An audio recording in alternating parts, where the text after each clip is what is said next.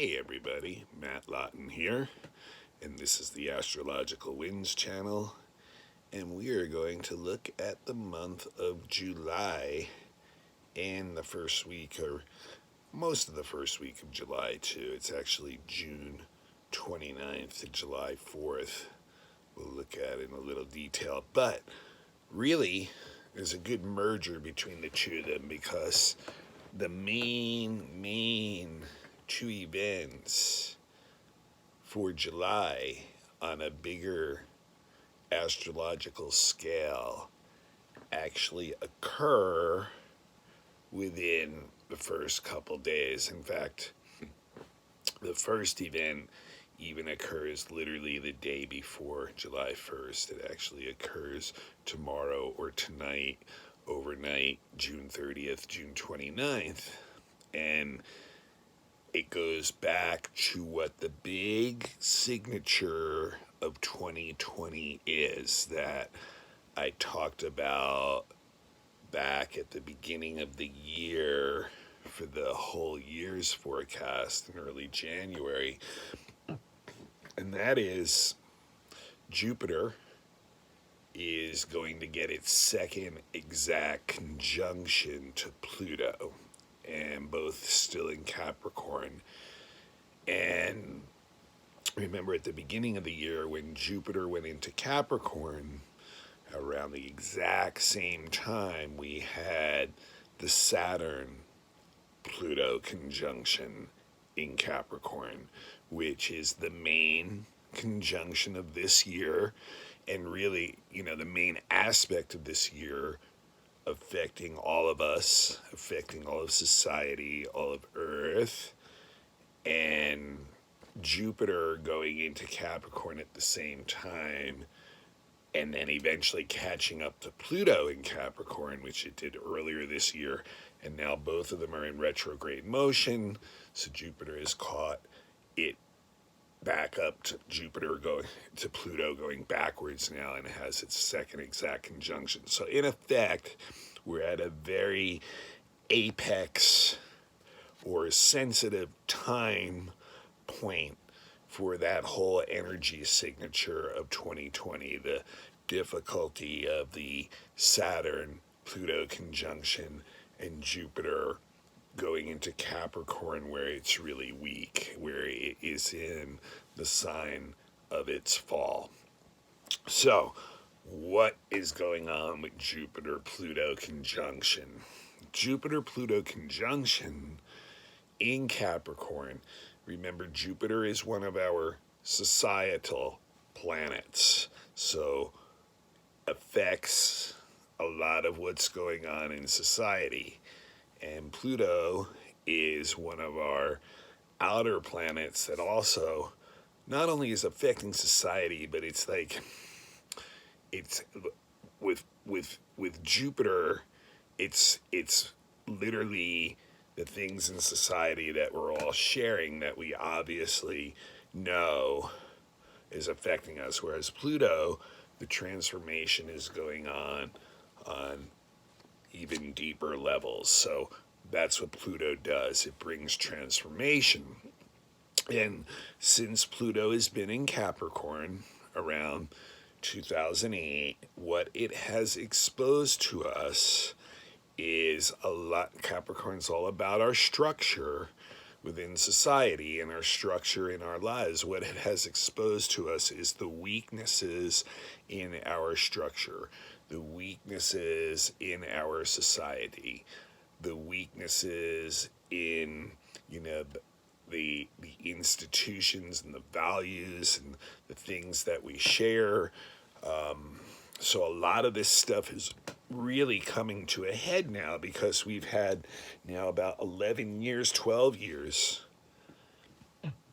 of Pluto going through Capricorn and showing us a lot of the shadowy side of our society and what we choose to deny, what we choose to collectively push under the rug. So now that Jupiter is there, Jupiter, when it's in a sign that it operates well in is the greater benefit and will bring a lot of good fortune to things. But when it's in a sign that it doesn't operate well in, it is still going to bring in the energy of expansion, the energy of growth.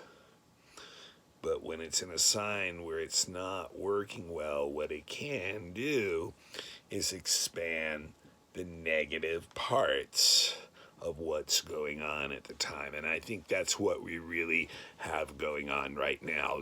We've reached a real nexus point in society in the United States and in many other societies that, because of what we've seen, because of, the inequalities in our society, the issues with law and how law is distributed unequally, the issues with medicine and how it can't handle maybe a large event that, requires all of humans to cooperate together. All these things that Jupiter normally rules are all in really the things that are in stress right now. The values of our society. We have racism has been a big issue, not only in the United States, in Europe, many other places, all over the world, really, all over the world. Every race really needs to look at itself right now and look at the racism that's inherent within the way we look at people who are different than us. And that's what Jupiter is and Pluto are doing together. They're showing us that. They're showing us the inequalities in law. They're showing us how different people get treated differently depending on what race they are, how much money they have, things like that. They're showing us the inequalities in the medical system, how certain people get taken care of, other people do not. How the medical system is actually not as solid as maybe we perceive it to be. And then we can also see how these things have affected other Jupiter-ruled things. Education right now is definitely something that, especially higher education is under a lot of stress. If students just don't come back or, don't like online options, is higher education on shaky ground.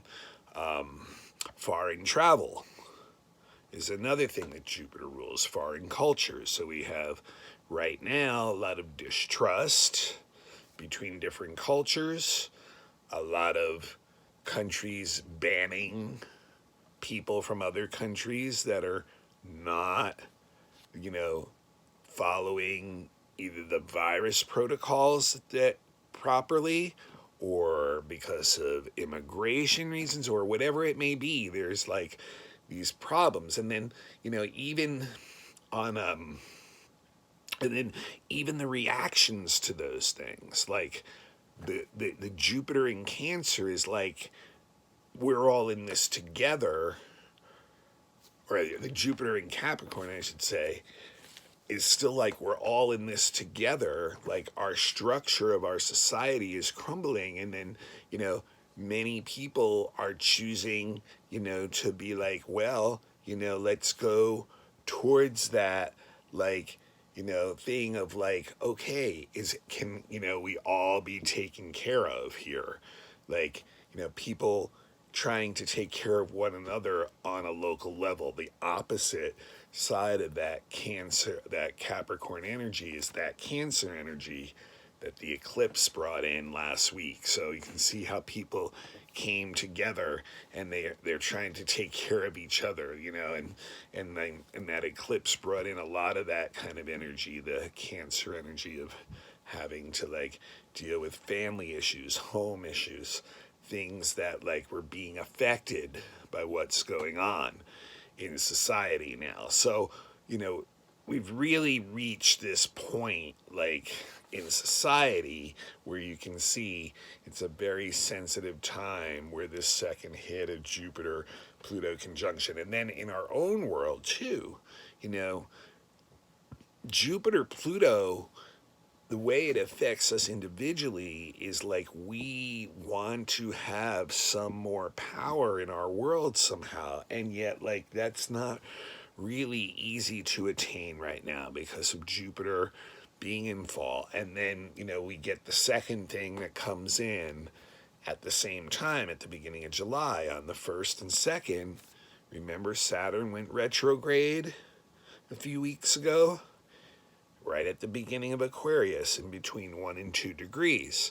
Well, it's been going backwards now for a few weeks and is back on the doorstep of Capricorn. So July 1st, 2nd, Saturn back into Capricorn until mid-December. So literally, what's that, 5.5 months of Saturn backtracking. And I think, like, once again, that's going to have us look at our structures and our lives more carefully and try to figure out, like, well, what's the wise parts still? The parts that are good, they're solid. And what are the parts that have been exposed to be, like, rotting from underneath, say, or, you know, not on solid ground anymore? And, you know, the unfortunate thing, you know, Saturn's strong, as I've said before, both in Capricorn and Aquarius. It's the signs that it rules, but Saturn's also greater malefic. So, like, you know, it's strong, but it's going to, like, favor a lot of, like, restrictive type stuff. So, you know, on a societal level, with Saturn going back into Capricorn, I think what we may look at is a lot of those who are in authority, those who have power, those who control law and order are going to try to once again look to the past and what's worked before and try to revive that, and maybe even try to be even harder on, like, the restrictive type of energy. And it may be necessary too because of some of the things going on in society, the virus and you know, things like that. So it really will feed what's worked before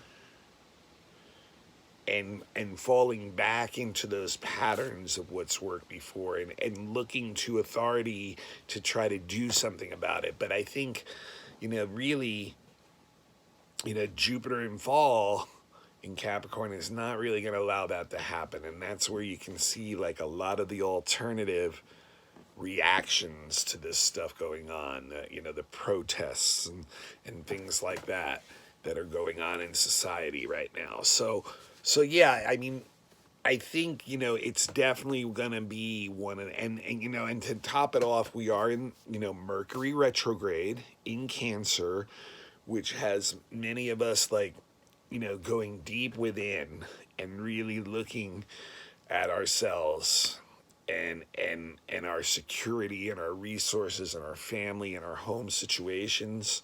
So, you know, it has really a lot of contemplating going on within, a lot of self-talk going on within, and then we're right in the middle of the eclipse season too, which, you know, this last eclipse is going to be in Capricorn. So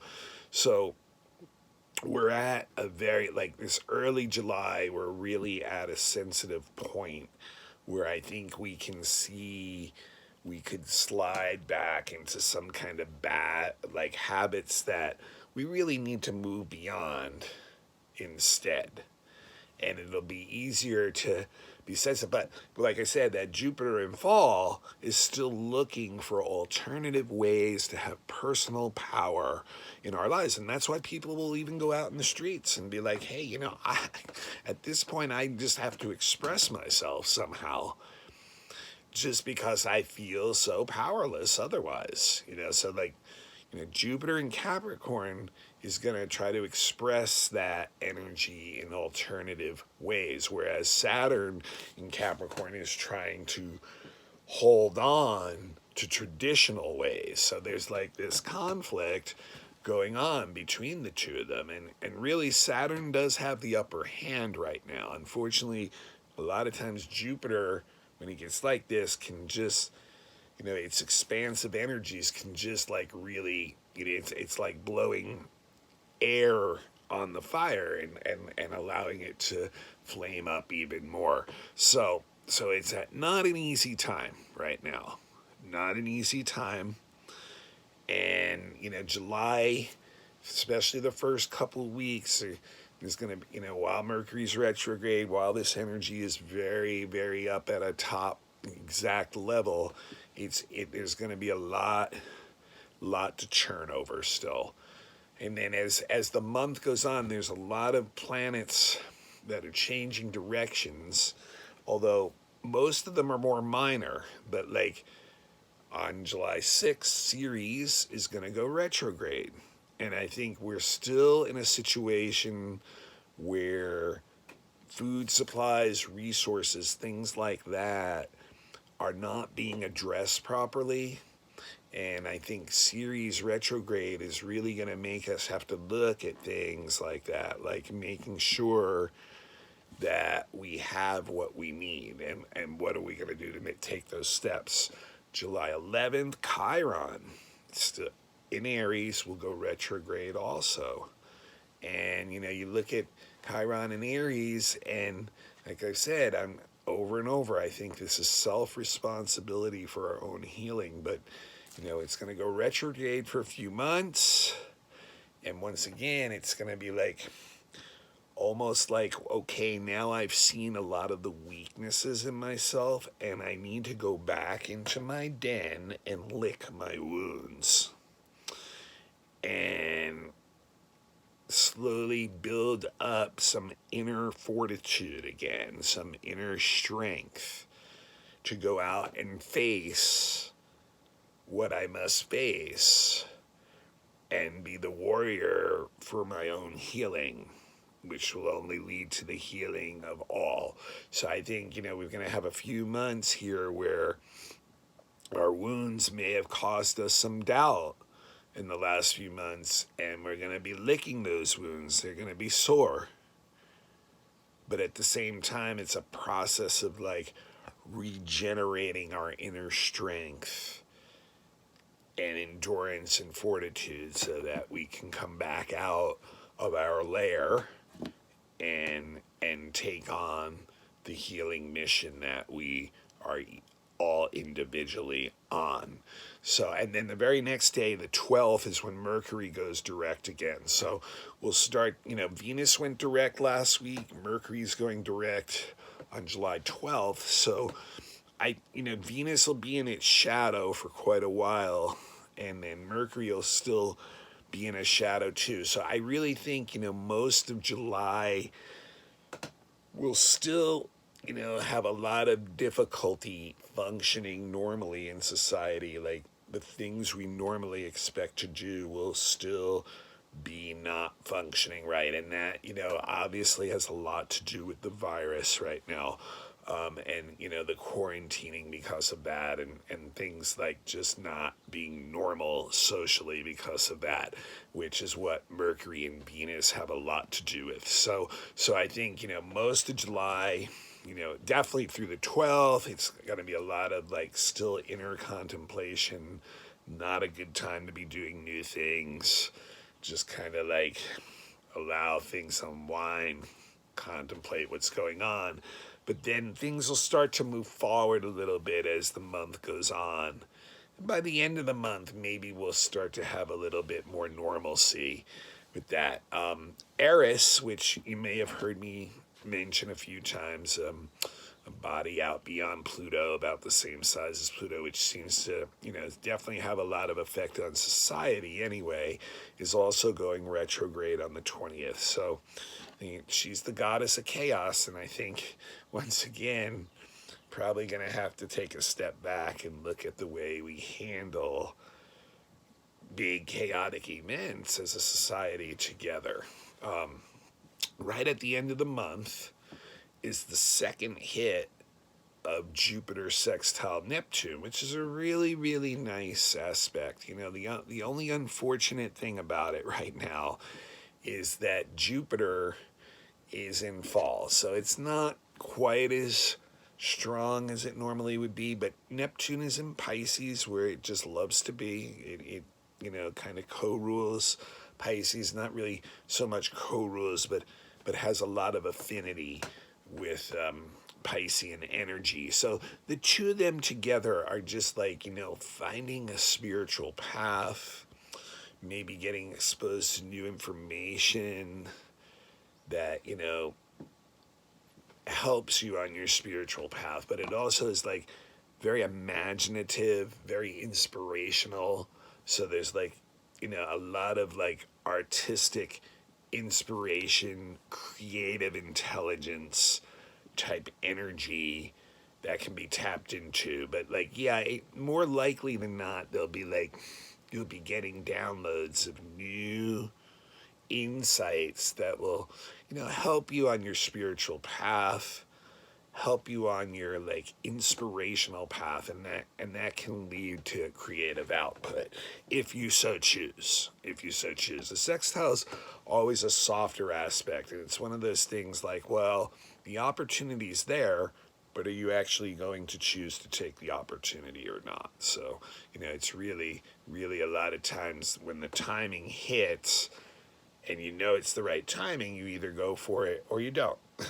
And you may not, and it's not going to really hurt you too much, but, also not really taking advantage of when the fruit is ripe, so to speak. All right, and then, okay, so now really quickly, that's the month, the main events of the month. Now this week, June 29th through the 4th, and I'm going to go through the 4th instead of through the 5th, because on the 5th is when the final eclipse is. So next week will be the final eclipse. We'll start with the final eclipse on next week's weather report on Sunday. So you can look for that a day earlier than I normally do. And because that will be the day of the eclipse, and we'll talk about that eclipse in detail next week. So there's one other thing I wanted to mention this week, though. And remember, Monday, Tuesday this week, Jupiter conjunct Pluto. Okay? And then I think it's the 1st and 2nd, so that's Wednesday, Thursday, Saturn back into Capricorn. So those are the two biggest events of the week. Also, not only a huge event for the month, but there's one other multi-event I want to mention this week. So we know Mercury is retrograde in Cancer. It will be Mercury's inferior conjunction to the Sun this week, Tuesday, Wednesday, I think, Wednesday. And that's when it's the height of the Mercury retrograde period, right? It's the middle of it. And to me, it's always the time when we're the most internalized, when like the communication has slowed down the most, the moving around has slowed down the most, and like we're really doing the mental chew over what's gone on the last few months and how that affects us, or how we are processing that intellectually, and with Mercury in Cancer, spiritually, emotionally too. So we're in a really deep contemplative zone this week, is my point. But what's really, really cool, the Sun Mercury conjunction, while they're conjunct, an exact sextile to Uranus. So be prepared for the download. This week you're going to get a download. Somewhere there's going to be a new piece of information that comes in somehow, maybe through someone else, maybe through something you see or hear, maybe through some experience you have, and it might not be only one thing either. It could be more than one. But the point is, it's going to give you some new insights, some new wisdom, some new knowledge that you can download into that heavy contemplative Mercury retrograde and really like see where you can take something into the future. Like, so it's going to be important, and it's probably going to excite you, internally, get you a little bit excited. You might not be ready to broadcast it to the world yet, but like, it's creative intelligence download. There's a lot of creativity in it and a lot of intellect in it. So be aware of what that may be, because it definitely can bring like a nice, exciting, stimulating quality to your life and give you something that really you can have a lot of zest and energy for and focus in on. So that'll be a real nice energy available this week. All right, not the easiest times. These are some of the hardest days, they say, and a lot of it has to do with our material world. That's Capricorn. Our material world is really in stress. Earth sign, structures of society within that Earth sign. Pluto going through it, Saturn going through it, Jupiter going through it. These like things are meant to have their time and move on, and Pluto will bring us to where we need to go next. It's not easy, and just, there's no one to blame out here. We just need to choose what we feel is the right energy for us on this path and continue to walk that path and continue to remember that, the North Node in Gemini, connecting with people who are around you locally, wherever you are. That's the key to a lot of this. The answers are lying there in those connections with those around us. So, anyway, until next week when we've got that third and final eclipse, and I'll do that on Sunday. Like I said, I'll do it a day early. This is Matt Lawton, the Astrological Winds channel. I'm available for any kind of readings that you may need. Email me at mattthue@gmail.com, and we'll talk about what you'd like, costs, and things like that. And I would love to help you out. And otherwise, stay forward on these rocky seas these days. Just keep your course forward. Know what, look through the information you have. Feel out what's the right thing for you. The right thing for you is the right thing for everyone else, too. All right, until next week, this is Matt Lawton.